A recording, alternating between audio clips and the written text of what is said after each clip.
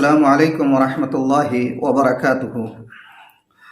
नाज़रीन किराम, मुफ़क्किर इस्लाम हज़रत मौलाना सैयद अबुल हसन अली हसनी नदवी रहिमहुल्लाह को अल्लाह ताला ने माज़ी करीब में जो मकबूलियत अता फ़रमाई थी, करीबी दौर में उसकी मिसाल मिलनी मुश्किल है। आपकी ज़िंदगी के मुख्तलिफ़ पहलुओं पर सेमिनारों का सिलसिला आपकी वफ़ात के बाद कई साल तक चलता रहा। मशहूर रिसालों, अखबारात, जराइद और मजल्लों ने आपकी हयात व खिदमात पर मुश्तमल अपने खुसूसी नंबर भी शाये फरमाए। ज़ाहिर सी बात है कि हज़रत की शख्सियत जिस कदर हमागीर रह चुकी है और हज़रत को अल्लाह ताला ने जो मकबूलियत अता फ़रमाई थी, उसके पेश नज़र हर तालिब इल्म और हर आलिम दीन के दिल में एक ख्वाहिश होती है कि वो ये मालूम करे कि आपकी शख्सियत की तरकीब में ख़ानदानी नजाबत और ज़ाती व शख्सी इखलास व सलाहियत के अलावा वो कौन सी किताबें थी जिनके मुताले ने आपकी शख्सियत को इस कदर निखारा था।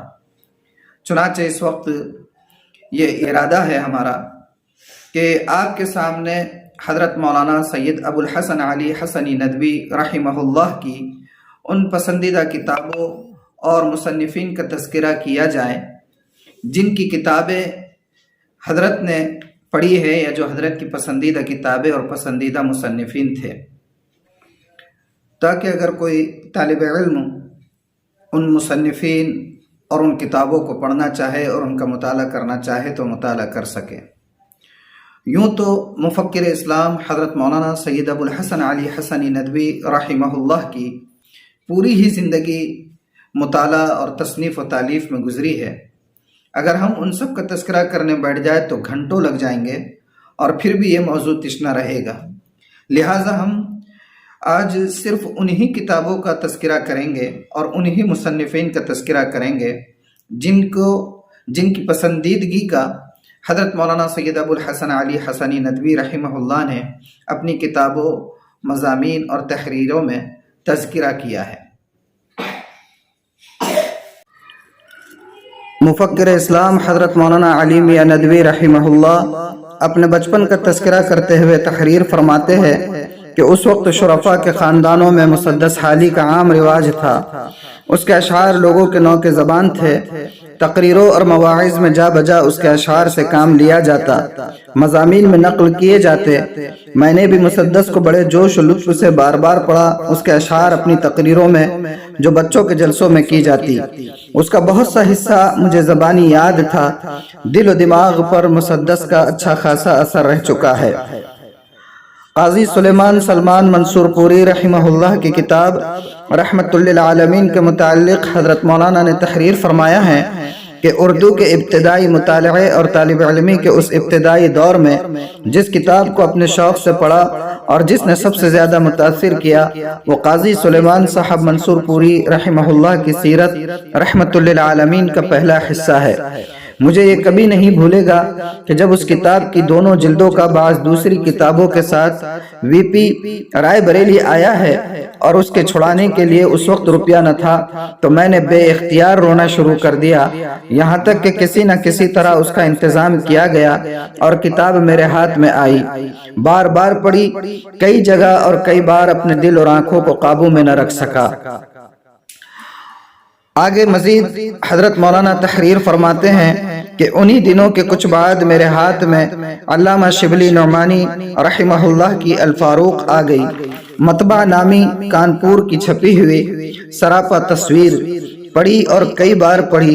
इराक़ की जंगों, बुवैब, जिस्र, कादिसिया वगैरह मैदान जंग की तस्वीर मौलाना ने जिन छोटे छोटे बेसाख्ता व बरजस्ता जुमलों में खींची है, शायद उससे ज़्यादा फिरदौसी शाहनामे में मुसलसल अशार और पुरशिको अल्फाज और मुबालगे से पैदा नहीं कर सका। अल फारूक के जानदार और गर्म जुमले और लफ्ज़ शमशीर व सिना का काम करते हैं। मौलाना की दूसरी किताब जो उस दौर में पढ़ी सफ़रनामा रूम व मिस्र व शाम थी। कुछ अरसे बाद मौलाना की सवानिही तसनीफ़ात अल ग़ज़ाली, सवानिह मौलाना रूम और अल मामून पढ़ी।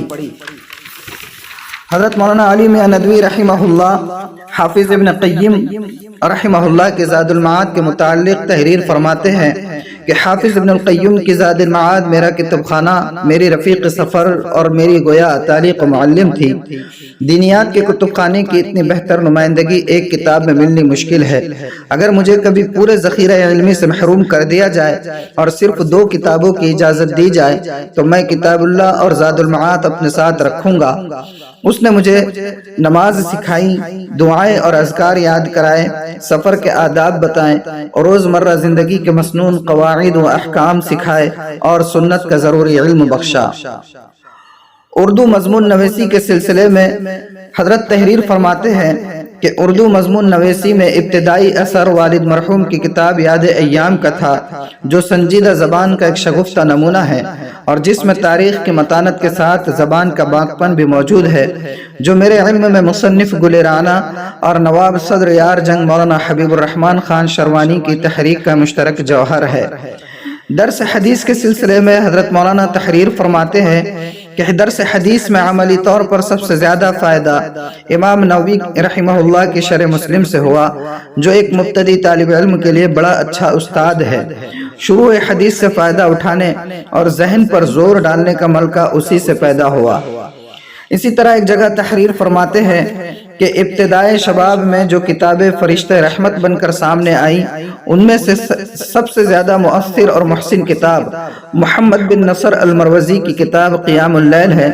اس کتاب کا خاص کام یہ ہے کہ عقل اور استدلالی طریق سے نہیں بلکہ قلبی اور ذوقی طور پر دلچسپی اور شوق کا رخ بدل دیتی ہے، اور سارا کھیل دلچسپی اور انس ہی کا ہے۔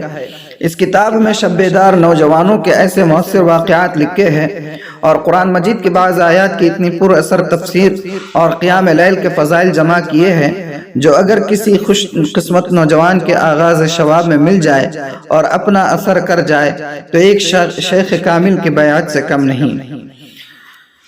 جس کتاب نے تعلیم سے اور معلمین سے نفع اٹھانے اور ان کے احترام اور طالب علمی کے آداب کا لحاظ کرنے کا خیال پیدا کیا، وہ صاحب ہدایہ کے ایک شاگرد کی چھوٹی سی کتاب تعلیم المتعلم ہے۔ اسی طرح تحصیل علم میں علو ہمت، عظیمت اور ذوق علم پیدا کرنے میں نواب صدر یار جنگ مولانا حبیب الرحمن خان شروانی کی کتاب علماء سلف نے مہمیز کا کام دیا اور دل و دماغ پر علماء سلف کی عظمت و عظیمت کا نقش ثبت ہو گیا۔ میرے نزدیک ہر سچے طالب علم کو اس کتاب کا مطالعہ ضرور کرنا چاہیے اور اس کو حرز جان بنا کر رکھنا چاہیے۔ ناظرین کرام، یہ تھا حضرت مولانا سید ابو الحسن علی حسنی ندوی رحمہ اللہ کی ان پسندیدہ کتابوں کا تذکرہ جنہیں حضرت نے اپنے ابتدائی دور اور عنفوان شباب میں پڑھا تھا۔ ان کے علاوہ بھی چند اور کتابیں ہیں جن کا تذکرہ حضرت والا نے اپنی تحریروں اور تصانیف میں کیا ہے، جنہیں انشاءاللہ ہم اس سلسلے کی دوسری ویڈیو میں بیان کریں گے۔